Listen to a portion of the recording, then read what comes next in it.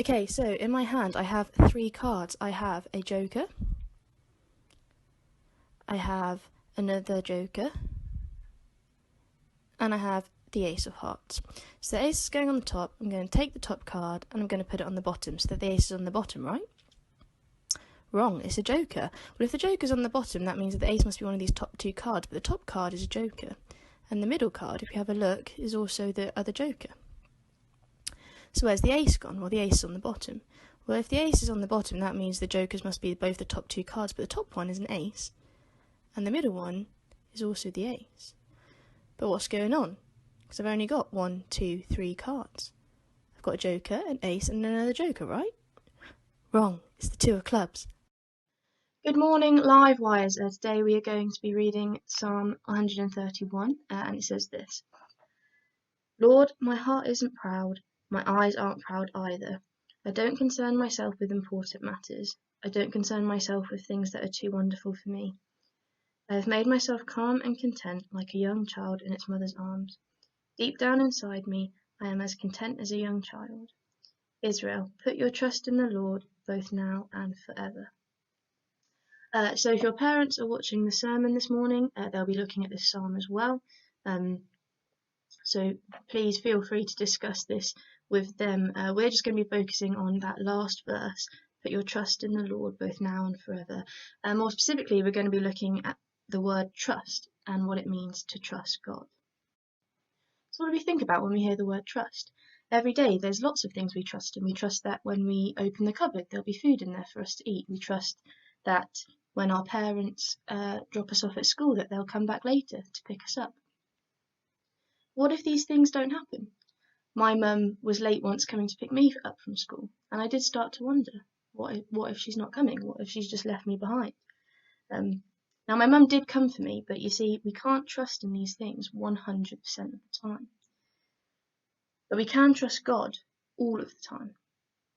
Even when unexpected things happen, we can trust him because he knows what's coming. Just like this 2 of clubs. You probably weren't expecting to see it earlier. You possibly weren't even expecting the cards to change. You didn't know this was going to happen, but I knew that it was. And in a similar way, we don't always know what's going to happen, and things might change and work out differently to how we thought that they would. But God knows. God knows exactly what's going to happen, and we can trust him with all things. Okay, so time for another card trick now. Got a deck of cards. Just going to shuffle them up. So you can see exactly what I'm doing. Just going to bring you down here.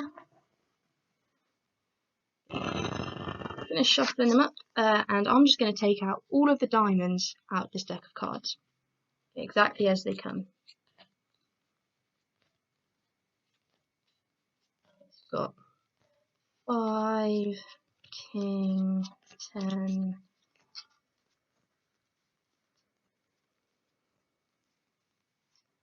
Yeah, I think that should be all of them. So, start with a complete shuffle deck of cards. You've got a completely randomly shuffled, randomly ordered set of diamonds. Now, sometimes our lives might look like this. They might look a little bit messy, they might look a little bit disordered. And we often try and sort it out ourselves. We try and clear up that mess all on our own and reorder things by ourselves. But as you can see, we still end up in a bit of a muddle. And we don't always turn to God, and we don't always trust him. But I wonder what happens if we do. What happens when we put our trust in God? You see, just like that, God can resolve our situation and put things back in order. See, God is so much more capable of managing our lives than we are. He can clear up our messiness. Have a think today about some of the things you might need to put your trust in God for. Because any problems that we have, God has already solved them. I hope you have a lovely day and hope to see you all soon. Bye.